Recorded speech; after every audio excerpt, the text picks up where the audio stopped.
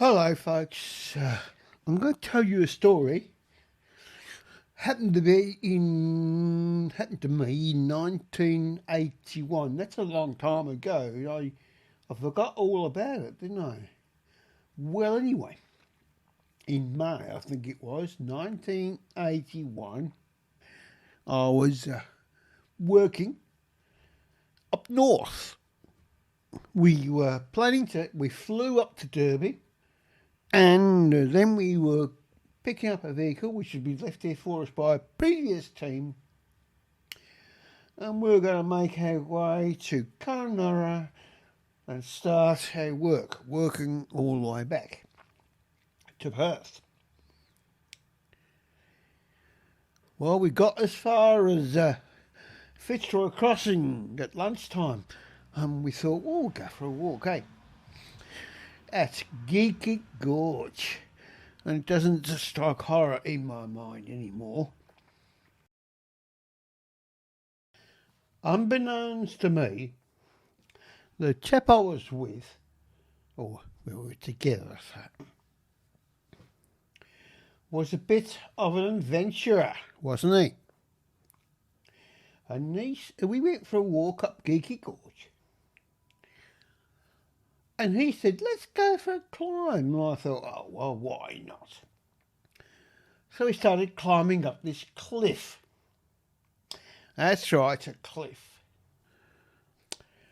So he went ahead, obviously more proficient than I. I had work boots on, which really weren't suited. I couldn't get much of a toe hold. And so I said to him, I can't go any further, I'm sorry.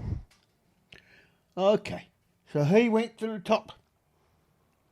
He had a little camera with him, which I wish I could find. Hey, maybe you're starting to guess now, eh? It was very difficult holding on to bits of bush and all that, sticking out from the cliff. Fortunately, I had this impression that maybe we should step to one side because there was a bit of a ledge. And so I stepped aside onto the ledge. Wasn't much of a ledge, but still. Just then, I heard him go, and I looked up, and there he was silhouetted against the sky, coming down rapidly. Next thing I know, I thought to myself, I'm gone. This is it. Well, I must have fallen quite a bit. And he fell all the way to the bottom, ground level. I fortunately landed on another ledge. So I only had scars, really, which I still have to this day, and which, by the way, serve as indicators of change in the weather.